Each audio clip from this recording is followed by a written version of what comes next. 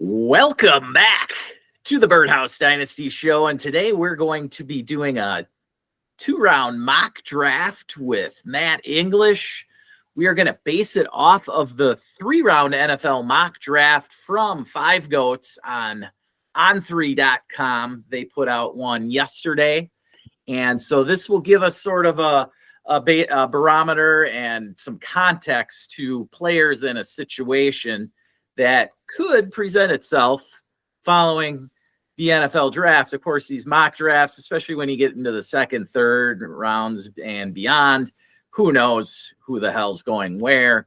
But at least this gives us somewhat of an idea to set our rankings for, and then give us context as well, especially in those picks after the top pick, because the top pick I don't think changed much here. I'm going to bring up the board on Sleeper. How you doing today, Matt? Doing good, man. Doing good. Ready to do a little draft.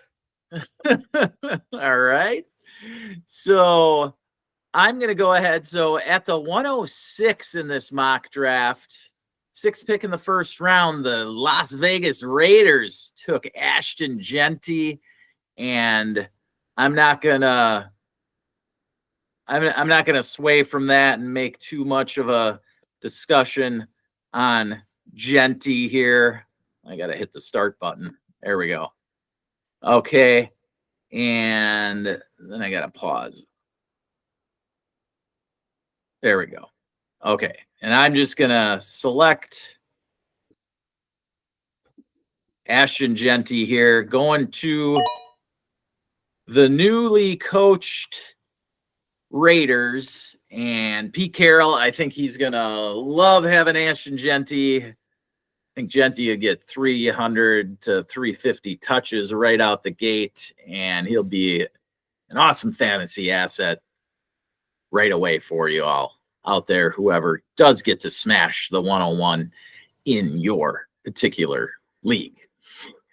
Any thoughts on that, Matt, or you just want to move on to 102? Because 102 is a little bit more up in the air, I think, for everybody out there. Yeah, I think the 101 is already predetermined. To some extent, I know there might be some variance based on league and who's picking.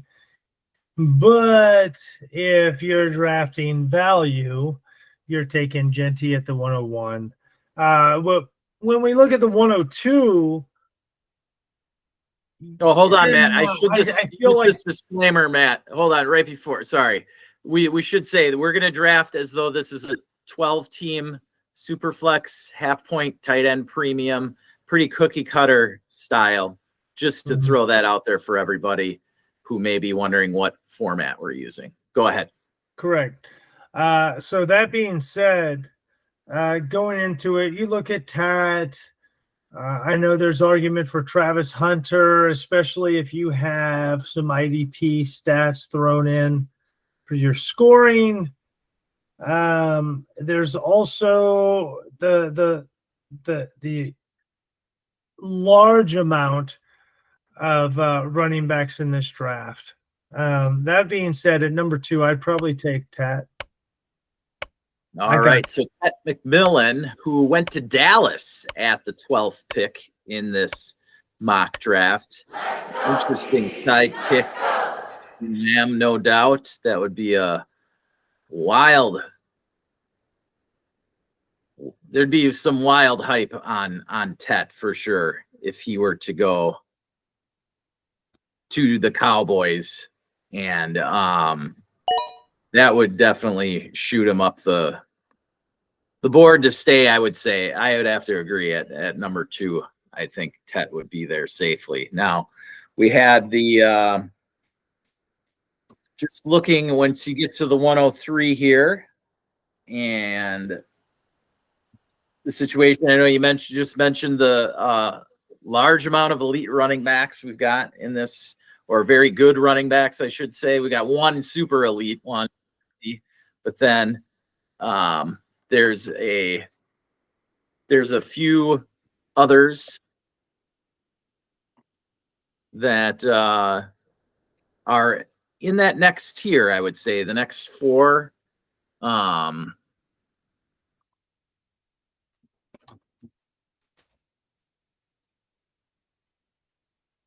Okay. So I am going to the running back well here. And if this were the case, as I said, we're going off of this mock draft. And if this was the draft we were doing, Quinshon Judkins goes at the 21st pick to the Pittsburgh Steelers. I would have no problem jumping on Judkins. Judkins had 2 monster seasons in the SEC before going to the Big Ten and Ohio State. And if the Steelers grab him, you all know Mike Tomlin will pound the rock. And so I have no trouble grabbing Quinshon Judkins there at the 103. Now, you could argue some others for sure. There's it's not an easy pick. Like Judkins went at the 21st pick. Now the next running backs didn't go until the second round. We had Omarion Hampton go to Dallas there at for their second round pick. That would be definitely one that I would consider. Now Caleb Johnson, the other running back I really like, he didn't go until the third round to the Bears. And then Trevion Henderson, the other top running back everybody has, is going at the 13th pick in the third round to New England. So Hampton definitely is juicy there in Dallas. So I couldn't blame anybody for going that route at the 103. But then I would, if I wasn't going to go running back, I would steer my thoughts towards the quarterback position. Probably you had Cam Ward going at the first pick to the Titans, and then Shadur Sanders going to the Giants. We also had a third first-round quarterback. Way at the end, though, they had the Jets trading back into the first and grabbing Jackson Dart at the 31st overall pick. So he'll likely go somewhere new soon in this draft. Others to note, Tyler Warren at the 9th pick overall to New Orleans. You have Colton Loveland at the 16th overall pick to Denver, who traded up for that. Then we had, Travis Hunter went number 2 overall to Cleveland. I just don't know how many offensive plays he's going to be playing at the wide receiver position, so it's hard to take him at the 3. And then you've got Luther Burden going at 26 overall to the Rams, Mecca Egbuka, and an interesting one going 27th overall to the Eagles, who trade up for him there. That would create sort of a logjam and could push Egbuka's stock down. And so those are the main options that I'd be looking at as first round picks in a rookie draft. If these were the draft picks that were made. Some other notes: Jaden Blue, the running back out of Texas, who isn't that high on most people's boards, but they have him going in the second, at the back end of the second, to the Chiefs. So that could spike interest going to the Chiefs and their mess of a running back room right now. Xavier Restrepo goes to Tennessee to team up with Cam Ward there with their first pick in the second round. Actually, it's the 203. Then Matthew Golden at the 5th pick to the Raiders, Tez Johnson at the 17th to the Bengals, and Jack Beck, wide receiver, to Buffalo at the 30th pick in the second round. Isaiah Bond, then we start the third round wide receivers. Isaiah Bond to New England, Trey Harris to New Orleans, Sion Williams to the Cardinals, Jalen Royals to Baltimore, and Jaden Lane to Miami at the end of the third round. So those are the main wide receivers that we're looking at here. Matt had to step out for a second, so I am just trying to give you some thoughts here. But the point being is that if this were the draft that actually occurred, I could easily see me trying to trade back from the 103 to acquire any pick in the first round, just about, plus something on top of it. Because with these landing spots, there is just a wide, and I mean wide range here of expectations and players doing something. And you all see the volatility of what we thought last year with, say, Marvin Harrison, right? A lot of leagues, he went 102. Some leagues even 101 in Superflex, but most leagues maybe 102 or 103. But generally, he was ahead of Malik Neighbors. Now, some have definitely had Malik ahead of Neighbors, and I'll give them the credit that's due. But you see the volatility because not only did Marv not finish ahead of Malik Neighbors, but you had Brian Thomas Jr., you had Ladd McConkey. They all finished ahead of him as well. And so just because, like in this one, Tet McMillan here went 102 to Dallas, that doesn't necessarily mean that, like, Luther Burden or Restrepo even to Tennessee. I mean, that's an interesting one where college teammates are put together again. And Restrepo, man, telling you, if you haven't seen his film, watch some highlights of Xavier Restrepo. That guy is a gamer. He runs extremely good routes, very Wes Welker-esque. And so you could see him putting up big target numbers if he got Cam Ward as his quarterback now in the NFL. So that would be a very interesting landing spot for Restrepo. I'm not saying to pick him here at 3. I'm saying you trade back and you land somebody like him. I don't know where he's going to end up going here, but he could go at the beginning of the second round, somewhere in that range. I would think he'd fall with this mock draft. And then you also have Caleb Johnson and Trevion Henderson falling to the 3rd round. And I don't know at running back that we want to put too much into draft capital because, like, right now, I've got Judkins, Caleb Johnson, Trevion Henderson, and Omarion Hampton all in the same tier. I don't necessarily think that Judkins is a better running back than Trevion Henderson just because Judkins goes in the 1st and Henderson falls to the 3rd.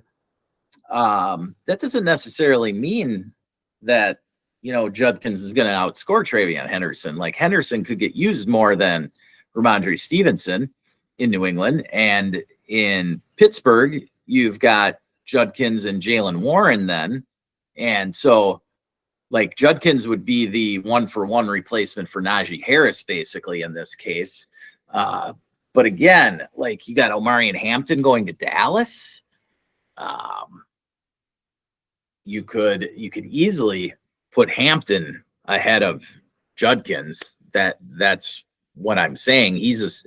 Hampton goes in the 2nd round, but Judkins goes in the 1st. That doesn't necessarily mean that you should or have to rank Judkins ahead of Omarion Hampton, because Omar Hampton going to Dallas, they don't have a whole lot there sitting at running back right now. There's Rico Dowdle's out of town, and who's there left? The little dude from Kansas State, Deuce Vaughn. I mean, I don't know, but hopefully Matt returns here soon. But I am going to go ahead and take the pick that I would do, and that would be Omar Hampton right away. So let me get that pick in.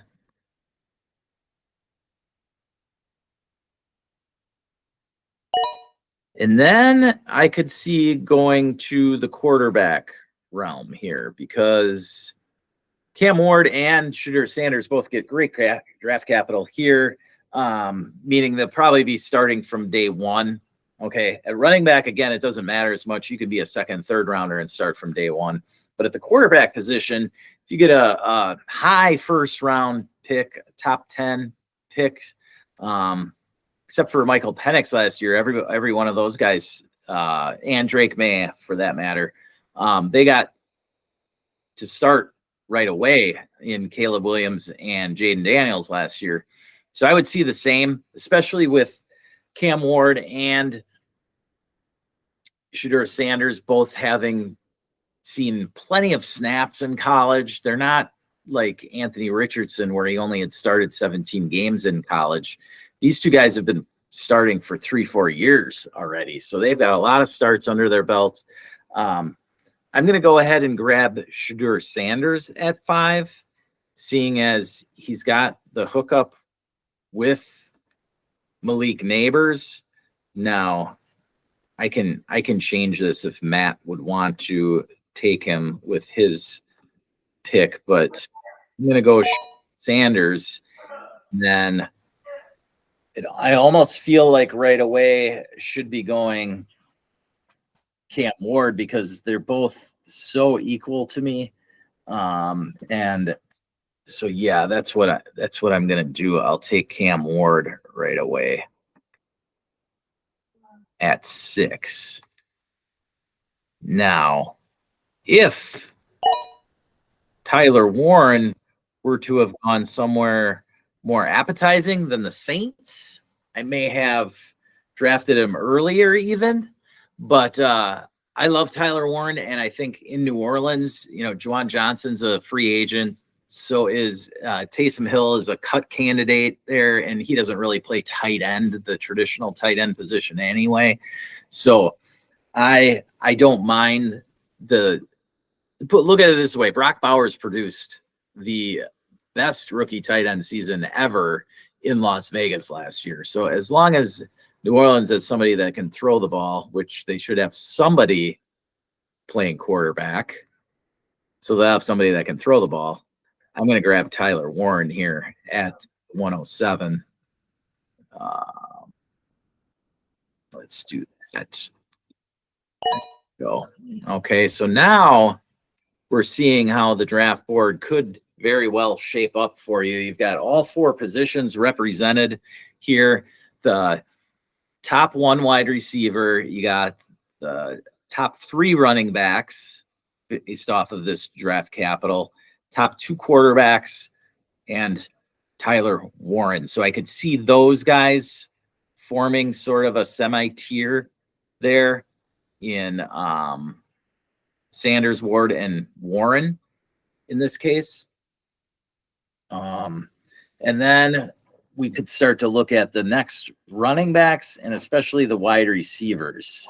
So with the wide receiver landing spots, you got Travis Hunter going 102 to Cleveland, Burden going to the Rams, and Egbuka going to the Eagles. Both interesting spots there. They're not going to be the number ones on those teams. Travis Hunter going to Cleveland. You got Jerry Jeudy there. Now, of course, Ted McMillan as the number 2, but the number 2 to CeeDee Lamb, he's going to see great looks in the red zone. That would be a smash landing spot for Ted McMillan.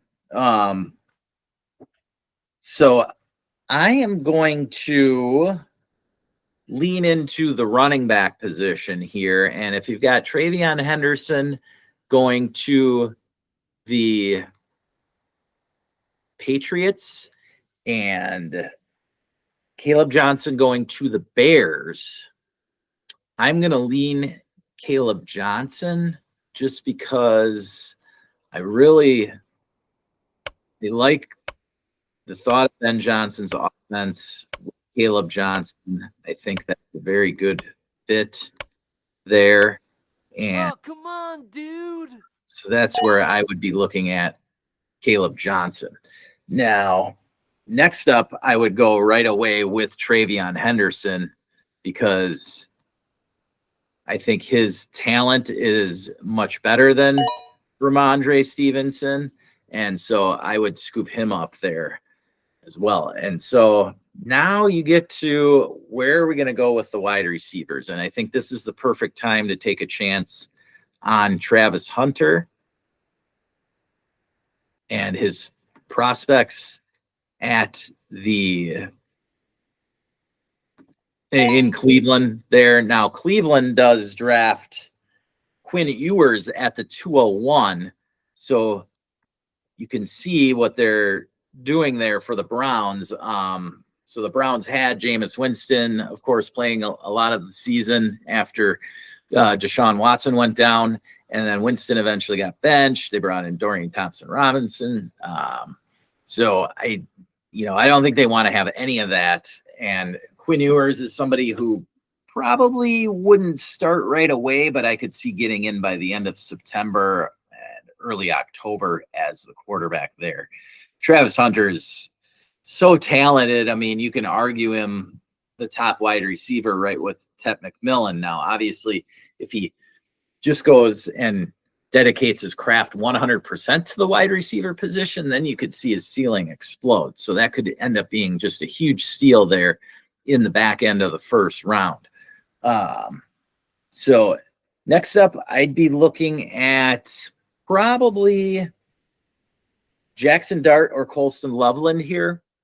Dart getting first round draft capital with the Jets. That's a potential spot where he could even start right out of the gate. Now the Jets, I could see signing somebody like Jameis Winston or whatever as a bridge quarterback. But I'm going to go with Jackson Dart here at the 111.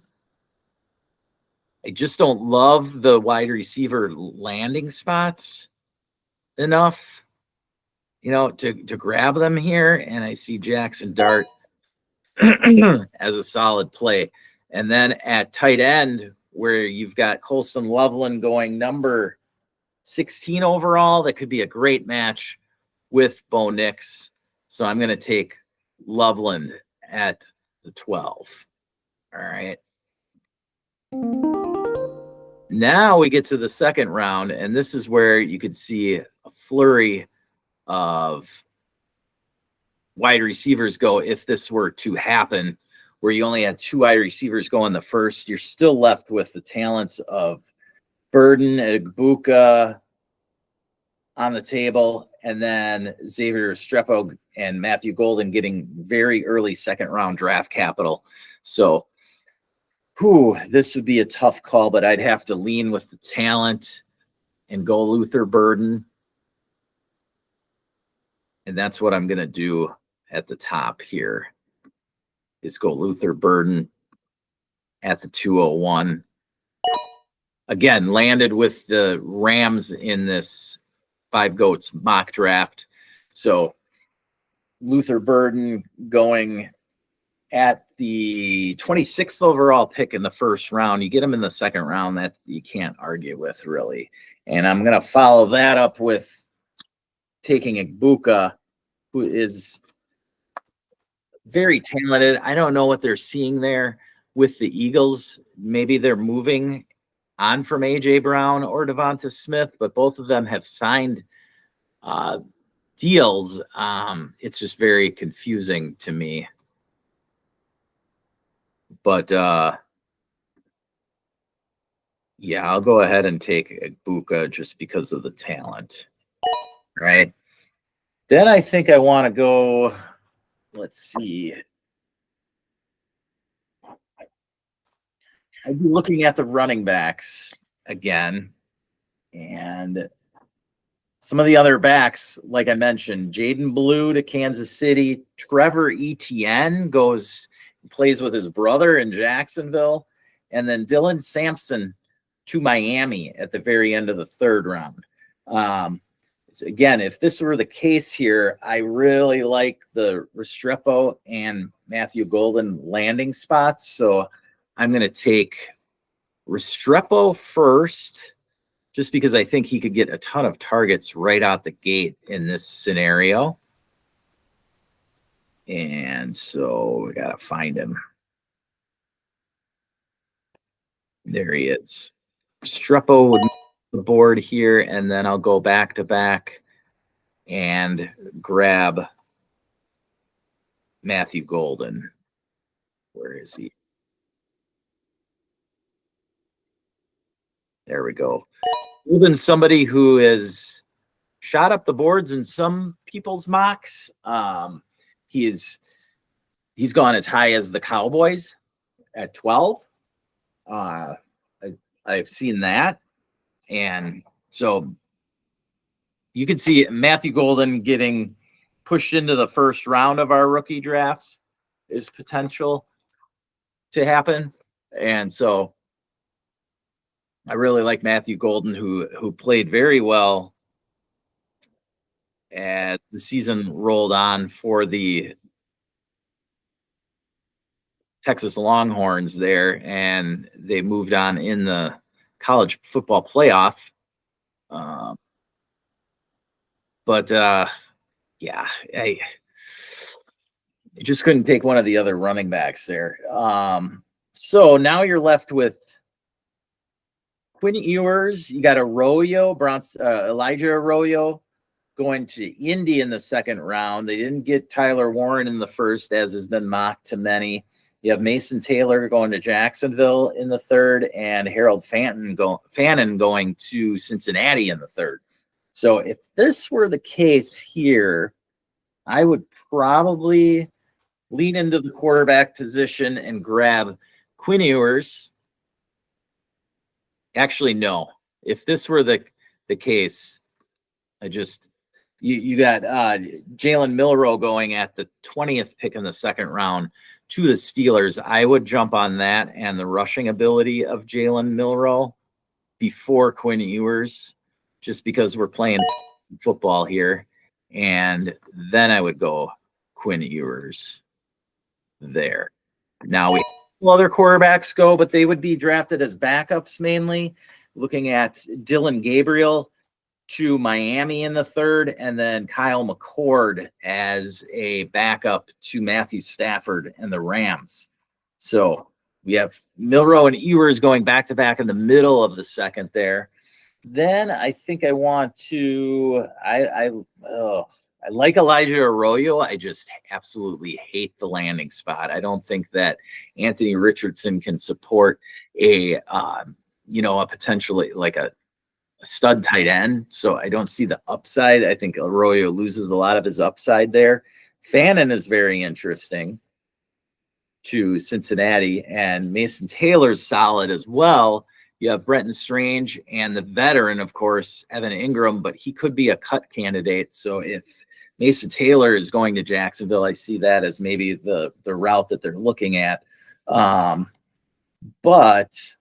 I think I'd go ahead and take my shot on Jaden Blue here, going to the Chiefs in the second round, getting that draft capital. See, Devin Neal, Ollie Gordon, they did not go in the first three rounds of this mock, so we don't have them to pick, because we're just going to pick from the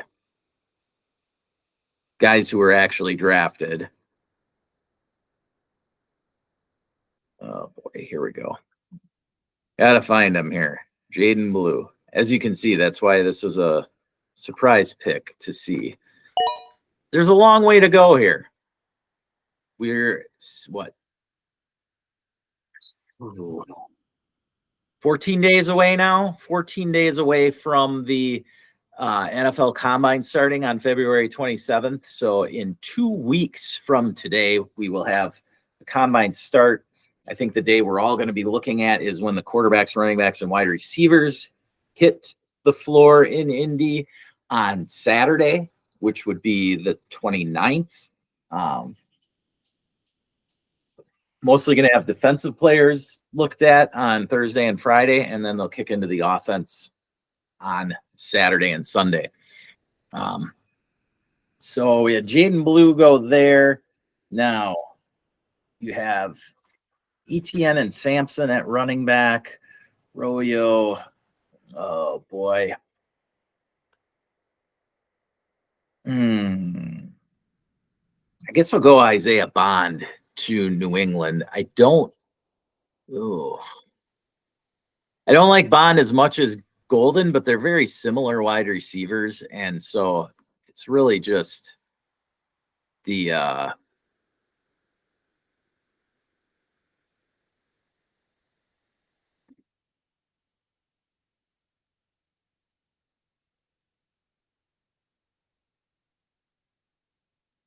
it's really just comes down to the when it comes to Isaiah Bond, like he started off the season very well for the Texas Longhorns, and then Matthew Golden finished off strong. So they're both, again, very similar style wide receivers. I like them both. New England's just been a landing spot that's been very tough for rookie wide receivers in general. And so, but I'm going to go ahead and take Isaiah Bond here. All right. And then I will follow it up with Trey Harris, who I also like at wide receiver. This wide receiver class is very interesting in the second round of our rookie drafts because here we go. I'll bring it up for you.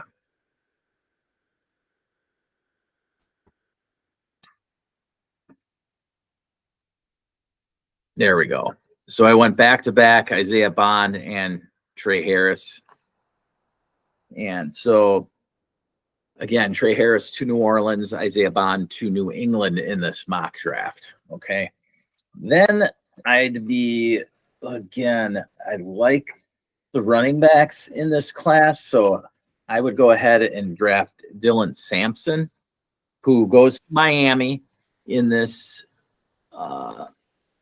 mock. And now Dylan Sampson has been up and down people's boards.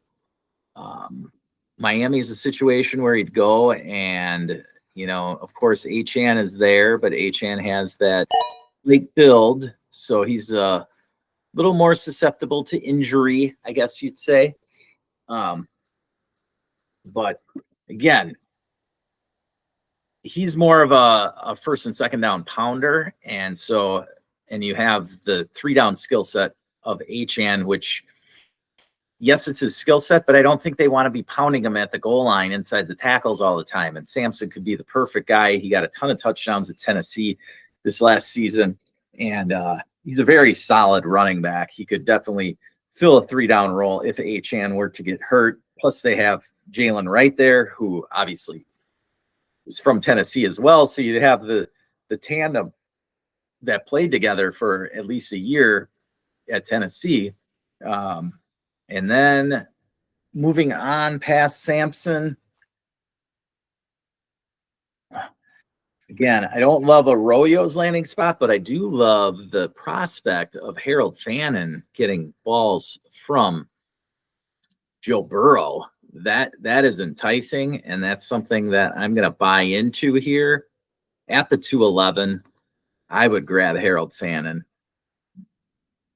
No doubt, I think he should fit into the top 2 rounds if he goes to Cincinnati.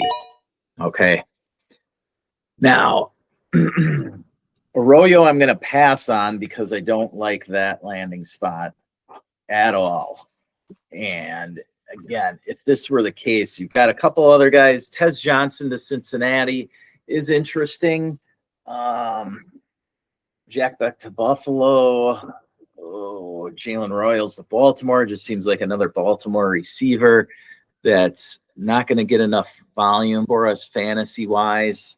The Tez Johnson one is interesting to me. I don't know if they're predicting T. Higgins to leave town. Then they bring Tez Johnson. And Tez Johnson, if you don't know, Tez Johnson went to the Senior Bowl, and he came in at 156 pounds. Now, 156 pounds is light. It's lighter than Tank Dell light. Okay, so that's just super light. I don't know that I could buy into that. Man, I would probably take chance on Trevor Etienne becoming the next Bucky Irving for Liam Cohen in Jacksonville here. I don't know how that'll work out with his brother, but he is younger. And again, possibility is great. So I'm going to grab ETN here. And he's not even listed in Sleeper yet. What? They don't even have him in here. Okay, well, I'm going to pass on that one then. And I guess I'll just take Tez Johnson. Here we go. That made that one easy. Okay. So there we have a 2-round mock, and I'm going to stop it there at 2 rounds because they only did 3 rounds, and I have no idea where these other running backs are landing.